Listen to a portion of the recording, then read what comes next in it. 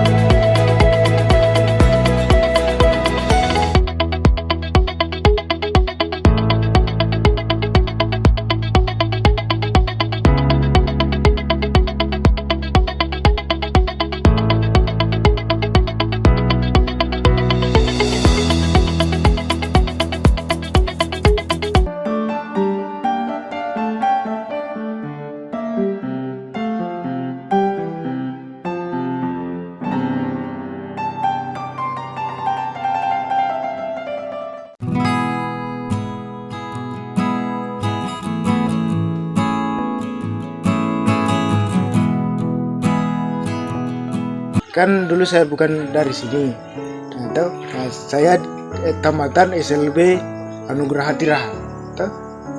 Saya ditelepon sama mantan saya punya kepala sekolah yang dikelolanya di sini. Dia telepon saya, katanya, Agus di mana? Dia tanya sama Oma toh, tadi itu yang Oma, katanya Agus di mana? Katanya di kampung. Dia tidak kuliah kayaknya, katanya dia kuliah. Dia telepon saya pagi-pagi, Agus kau di mana? Saya di kampung Pak. Kau mau kerja kah? Saya bilang saya mau. Ayo katanya, kau jalan-jalan katanya di Kendari. Sudah. Habis itu saya dikasih uang transport. Saya dijemput. Pertama saya di sini, saya lihat, saya dijelaskan, kamu cuma ini kerja sapu, atau jaga halaman. Di samping itu saya belajar juga. Pada suatu ketika kan ada yang kerja ini fondasi rumah, fondasinya sekolah. Katanya kamu harus bisa bawakan kopi, ini tukang toh. Gitu. Jadi saya berpikir, kok bisanya harus gimana? Oh ternyata caranya itu saya bawa kopi, saya pakai tupperware botol toh, pakai tupperware botol. Nah itu kopi saya rebus dulu, tapi saya pisahkan yang gulanya tuh, saya pisah gula, nanti tiba di tempat baru saya seduh, semacam kesajikan langsung begitu. Ternyata saya sudah bisa bawa kopi dengan begitu caranya, taruh di ember kecil baru pegang tongkat gitu. Sudah habis itu saya diajar menanam, contoh kecilnya pepaya toh. Setelah ini terkumpul hasilnya pepaya, terkumpul saya lihat, katanya ini ibu yayasan katanya ini mau buat apa, uangnya buat apa? Saya bilang kalau bisa telur asin. Kita berhasil kemarin, kita buat macam kayak ada pameran di Mio. Kalau kemarin itu kita perkenalkan keranjang sama mini crab di Miohai. Kita diundang di Miohai, tapi tidak lama saya nginap di situ. Pas paginya kita sudah pulang. Jadi lepas dari situ saya hari-hari itu ya begini, bangun pagi memasak, habis sarapan, paling nyapu kantor, bersih halaman, menyapu, sudah. Setelah itu masuk sekolah, nanti pulang lagi baru makan, habis makan tidur, habis bangun tidur lagi sore siram bunga.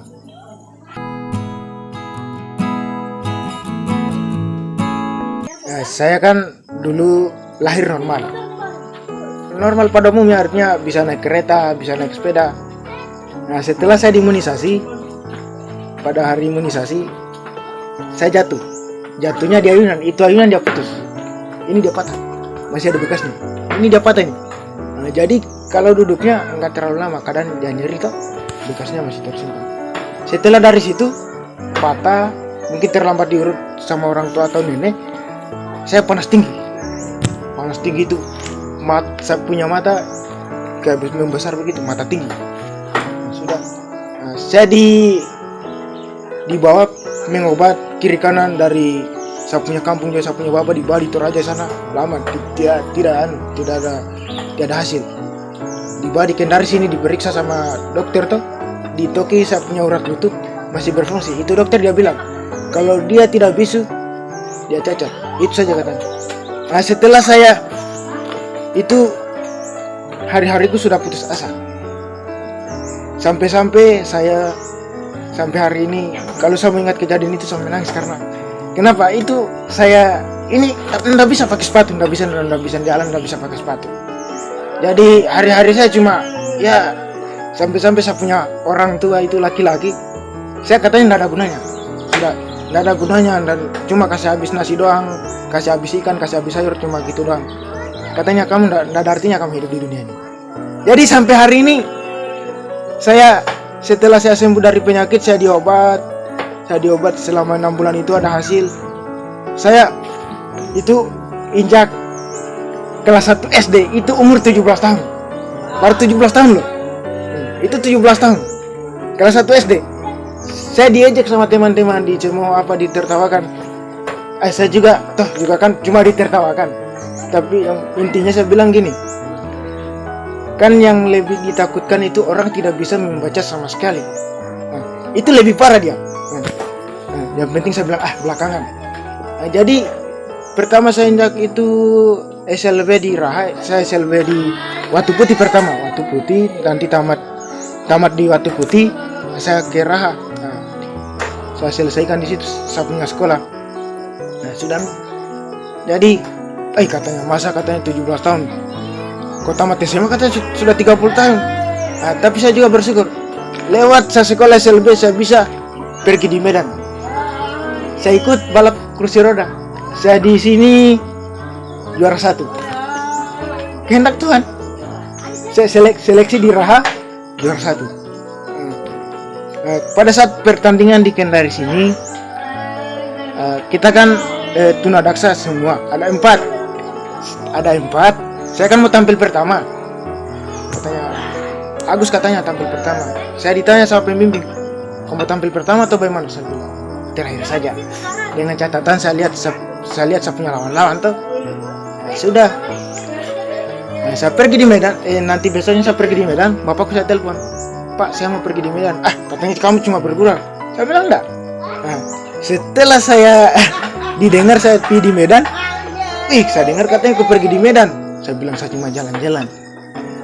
Jadi mereka itu kan, jadi SLB ini mungkin kan dikatakan SLB tuh seperti apa itu SLB. Nanti orang kan bisa bilang untuk apa sih SLB, tapi saya bersyukur lewat SLB saya bisa belajar, diajar, ditahu dan tahu suatu hal. Kalau saya tidak sekolah SLB saya tidak bisa bahasa bisu. Lewat SLB saya bisa bahasa bisu.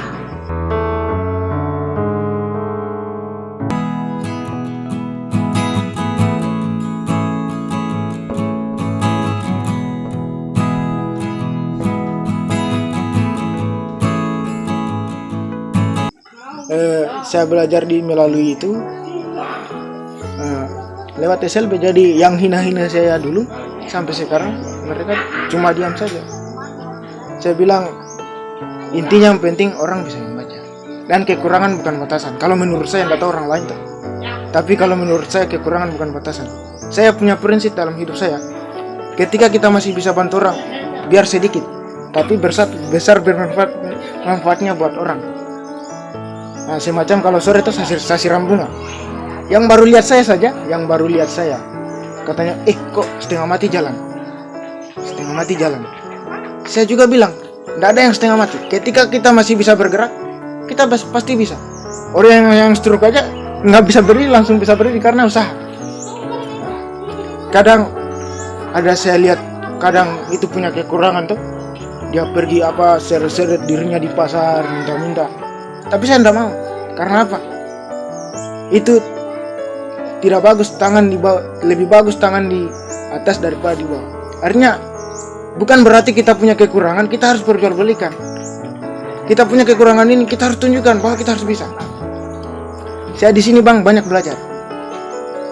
Dulu ada kejadian yang saya tidak bisa lupakan di sini. Saya tidak bisa lupakan waktu saya urus buku rekening, buku tabungan tuh. Saya tidak bisa tanda tangan. Woi, katanya saya punya bapak, mati nih kalau kau tidak bisa tanda tangan itu, kau punya tabungan katanya kau tidak bisa ambil. Katanya kalau kau tabung 1 juta, katanya kalau kau tidak bisa, kau tidak hafal itu tanda tangan, kau punya tabungan kau tidak ambil. Akhirnya apa? Itu untung yang itu Bang dia sabar tuh, diajar. Akhirnya saya pulang di rumah saya itu buka buku, belajar. Akhirnya ada hasil. Jadi kalau habis terima pergi sendiri. Jadi saya ngantrinya di bank itu nggak lama, paling 5 menit. Oh Pak Agus, kayaknya dia utamakan. Jadi dari sini saya bisa bikin telur asin lewat dari sini. Dulu saya tuh di asrama itu saya tidak pernah pegang tabung gas. Nanti saya di sini. Masalahnya, kita ini kalau tidak mau belajar, kapan lagi kesempatan ada? Jadi ya hari-hari itu begini saja. Jadi saya punya prinsip, intinya bagi teman-teman tuh, kan ada orang juga dia punya kaki, punya tangan, tapi hidupnya Ya cuma duduk-duduk di deker, main game. Tanpa dia sadari kan itu dia punya waktu terbang sia-sia. Jadi saya masih ingat ada saya punya guru satu. Guru katanya, kamu orang punya kekurangan, kamu orang harus tunjukkan sama orang, kamu orang harus bisa. Saya saja tuh, itu kan kalau jangan salah omong, kalau saya nggak tahu orang lain tuh, kalau saya itu pegang jerken dengan tongkat, yang penting saya kelemahannya jangan ditegur. Ketika saya bawa barang jangan ditegur, karena saya kan setelah fokus sama satu titik nggak bisa karena kan jadi saya sempat ditanya sama teman-teman, katanya, kenapa kok bisa naik turun gunungnya gimana? Saya bilang, saya kan kalau jatuh biasa pak. Saya bilang kan sempat ditanya begitu. Saya bilang ini orang normal yang harus dipertanyakan. Sudah jarang normal tuh kok jatuh. Kalau semacam kayak kita kan udah biasa lah. Kenapa kita jatuh kan jalannya nggak normal. Jadi saya ini sehingga saya jadi seperti ini ada pengobatan selama 6 bulan. Nanti 6 bulan baru ada hasil. Nah, akhirnya sekarang bisa pakai sepatu, bisa pakai celana, pakai beginian. Dulu nggak bisa. Saya masih ingat. Saya punya bapak, kalau dia pulang selalu saya dipukul. Kamu katanya nggak ada gunanya. Tapi sampai saat ini saya jadikan motivasi. Artinya lewat pacuan itu saya bisa begini. Jadi ada saya punya om, dia datang di sini ketemu saya, dia biasa punya bapak, dia kirimkan fotonya. Nah, setelah mereka ketemu langsung, katanya bagaimana kau lihat kau punya anak sekarang? Katanya dia bisa dia juga bisa mengaku karena saya juga bisa. Artinya saya juga bersyukur karena tanpa bantuan orang tua saya bisa di sini. Artinya saya gunakan saya punya pemikiran, kalau orang katanya kan harus pakai bantuan orang tua begini. Saya kan kemarin saya kan tamatan kemarin SMA, sempat dianjurkan untuk kuliah. Saya bilang, saya jawab cuma satu. Saya bilang, kuliah itu seperti apa sih? Kuliah itu seperti bagaimana? Kuliah itu seperti apa? Bagaimana? Jangan sampai saya bilang namanya saja cuma kuliah, tapi pas tiba di lapangan patah valve. Saya bilang saya tidak mau. Saya bilang jangan sampai kamu orang malu gara-gara saya punya perbuatan begini, tidak usah. Saya bilang saya lebih senang begini. Saya cuma penjaga sekolah. Saya bilang memang saya punya gaji sedikit, tapi saya punya kebutuhan di sini ditambah. Artinya dari sabun dan sebagainya ditambah. Kalau untuk di kampung, saya tidak mungkin ketemu sama kakak-kakak ini. Tapi Tuhan juga dia sudah tunjukkan bahwa saya punya rezeki di sini. Nanti dia telepon saya punya bapak, katanya kau pulang nih. Tidak ada apa-apanya, gajinya itu 400. Tapi setelah saya ketemu langsung, saya jelaskan, katanya. Saya bilang tidak usah kau pusingkan saya. Akhirnya kalau dia bicara sama saya, kalau tidak penting dia menelpon. Akhirnya kadang dia ancam, katanya saya melaporkan di polisi. Saya bilang bisa, tapi kan ada sebab dan penyebab. Jadi ya hari-hariku di sini ya siram minyak buah halaman, siram bunga. Kalau ada tamu ya kita bikinkan kopi, cerita.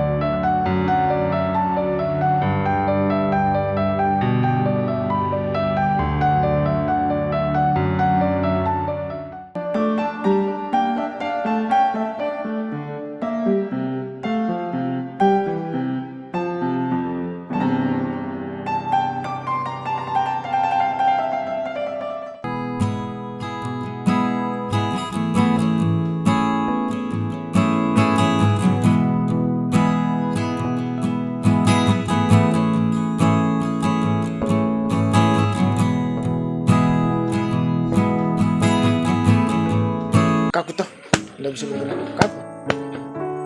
Ada perkembangannya kah dari dulu sampai sekarang? Ada. Itu karena apa biasa? Karena olahraga? Ya, kita latih. Kadang itu umpamanya tuh itu hari saya dari bang saya setengah mati, nah itu sesama turun tidak bisa saya pukul itu kaki pak, katanya kenapa kau pukul kakimu, saya bilang tidak apa-apa, biasa aja kalau saya pukul dia, kalau dia tidak minggu saya pukul karena dia kapatuli. Saya bilang saya tidak stres.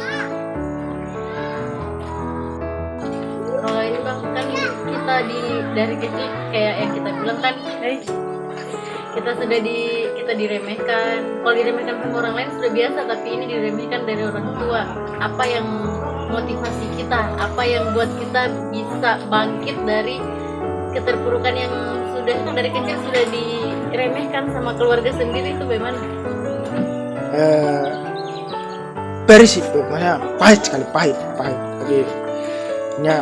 Jadi kan motivasi artinya ada yang ajak saya tuh suatu ketika katanya. Saya ketemu sama itu waktu saya masuk sekolah di SDLB Watu Putih, ada kepala sekolahnya, dia perbaiki motor di Kontunaga, dia naik di Kontunaga, dia lihat saya, tinggal di mana dek? Dia bilang dia di situ belakang. Oh iya, ketemu sama orang tua besok bisa. Nah, pas paginya ketemu, dia pakai bahasa Muna tuh. Sudah, katanya ini ada keperluan saya pak. Katanya kenapa? Katanya maukah dia mau sekolah? Bapakku dia bilang, dia tidak bisa apa-apa pun saya punya anak pak. Kenapa kita bilang begitu pak? Katanya dia paham pusat jagotik pun. Jangan kita bilang begitu, kasihan pak. Pertama dia datang itu kepala sekolahku, namanya Palampili sama Sina itu. Dia tolak. Setelah 1 minggu kemudian, bapakku berpikir, saya kasih tahu, saya bilang, Bapak, saya tidak bisa membaca sama sekali. Karena ada satu kejadian itu, bukan saya yang tulis, tapi di atas namakan saya. Akhirnya nama saya rusak. Saya diceritakan, si Agus gini sama ini. Padahal bukan saya yang kirim itu surat. Jadi saya jadikan motivasi. Saya bilang umur bukan masalah, yang penting intinya cuma satu, bisa membaca. Bisa membaca itu ada keuntungannya. Kita pergi di mana-mana, ini di sini kita bisa membaca. Jadi sampai saat ini bapakku juga sudah terbuka matanya bahwa saya punya anak bisa berusaha, bisa berkembang tanpa bantuan saya. Saya punya prinsip, saya tidak mau hidup dengan bayang-bayang orang tua. Intinya saya tidak mau dibantu sama orang tua. Saya punya kepribadian, saya tidak mau minta. Daripada saya minta, mendingan saya kasih orang daripada saya minta. Jadi saya punya om, katanya, kalau kau tidak mau sekolah, kau bikin apa? Itu saya jadikan lagi motivasi. Ada lagi motivasi. Kau sekolah saja katanya. Sekolah saja. Setelah saya tamat SMA, bapakku udah berpikir, katanya, kau kuliah saja nanti saya tanggung lahir batin. Saya bilang, siapakah yang salah dulu? Dia diam di situ. Dia berpikir, artinya dia punya bahasa dulu, saya kembalikan sama dia. Dia cerita sama pamanku, katanya sudah pintar, katanya saya punya anak, dia bicara, saya tidak berani juga saya.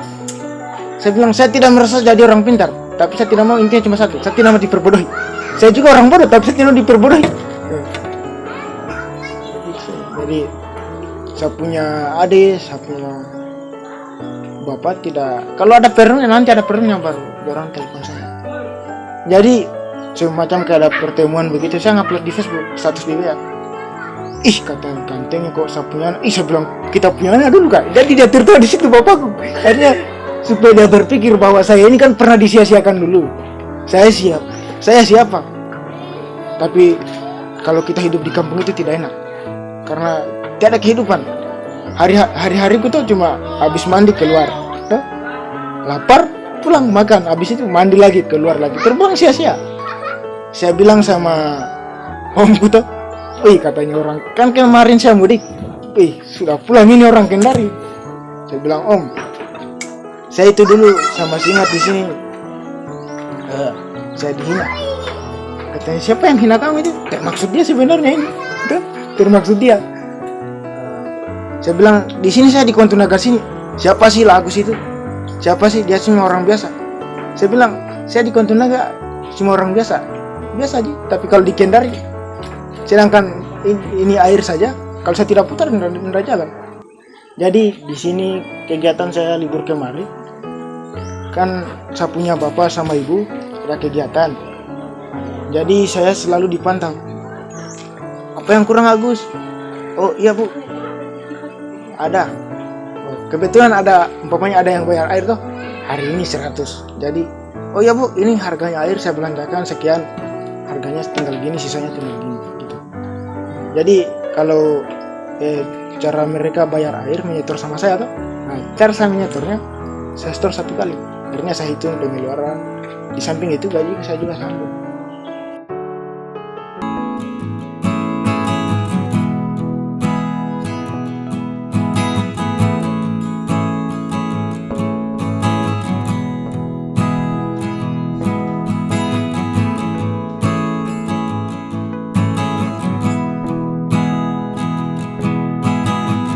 Mungkin ada pesan-pesan untuk orang-orang yang di luar sana yang punya keterbatasan mungkin.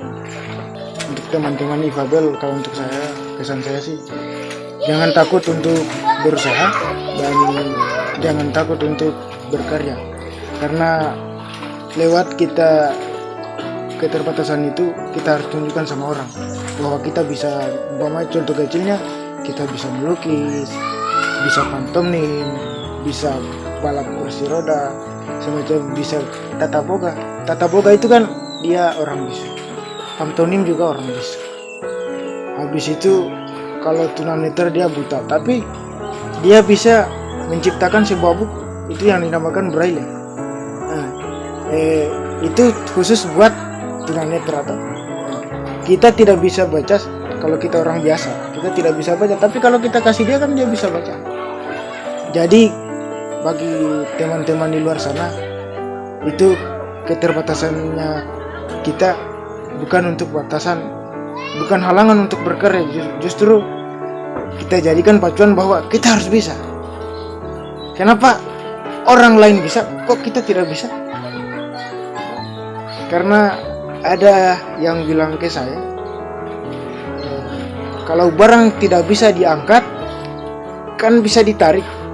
Kalau tidak bisa ditarik, dicarikan cara bagaimana caranya untuk supaya itu dia punya beban, dia bisa ringan.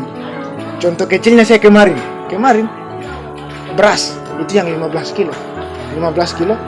Saya kan tidak bisa bawa dari rumah ke sekolah. Caranya cuma satu, dibagi 2 kali angkut selesai. Satu pegang tongkat, satu pegang beras. Caranya cuma satu, itu aja, bagi 2 sesuai kapasitas saya punya tangan tuh. Seumpama ini berapa mangkok, saya bisa angkat, oh ternyata bisa. 2 kali, pokoknya 2 kali angkut langsung bisa. Saya masih ingat di asrama dulu, saya kan itu kalau di Tiger tuh, saya kan nggak bisa ngangkat. Saya kan biasanya cuci piring tuh, saya nggak bisa ngangkat. Caranya kamar mandi dengan cuci piring kan nggak jauh. Itu airnya Tiger, saya isi kas penuh. Bagaimana caranya? Pakai lap, baru tinggal didorong. Jadi itu Tiger yang 1 buah itu saya jadikan tongkat. Saya dorong kayak mobil gitu, kayak kereta-kereta. Jadi bagi teman-teman itu, untuk Ifabel, saya katakan tadi, kekurangannya kita bukan batasan. Karena banyak orang normal, dia punya kaki, punya tangan, tapi hidupnya sia-sia.